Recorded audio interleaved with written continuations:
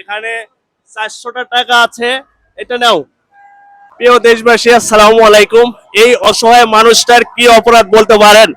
জীবনের শেষ প্রান্তে এসেও ছোট্ট একটা বাচ্চাকে নিয়ে রাস্তায় হাত বাড়িয়ে দাঁড়া আছে।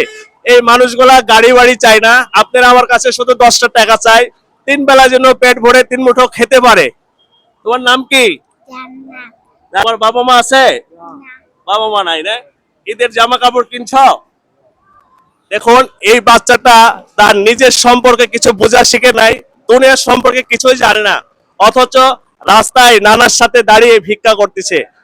এই বাচ্চাটাকে আমরা ঈদের জামা কাপড় কেনার জন্য এখানে 400টা টাকা আছে, এটা নাও। এটা আমাদের অফিসের স্টাফরা মিলে আমরা অনেক টাকা উঠাইছি, আরো দু একজনকে দিচ্ছি। ওনাদেরকে আমরা 400 টাকা দিলাম। এটা দিয়ে তুমি ঈদের জামা কিনবা। হ্যাঁ, 400 টাকা আছে, গোনা দাও তো টাকাটা। দর্শক, এই অসহায় মানুষদেরকে হয় আপনারা 10টা করে টাকা দিবেন, নাহলে এই ভিডিওটা সবাই বেশি বেশি করে শেয়ার করে দিবেন। তবে দর্শক, আপনারা দোয়া করবেন এইরকম মানবিক কাজ যেন আমরা আরো বেশি বেশি করতে পারি।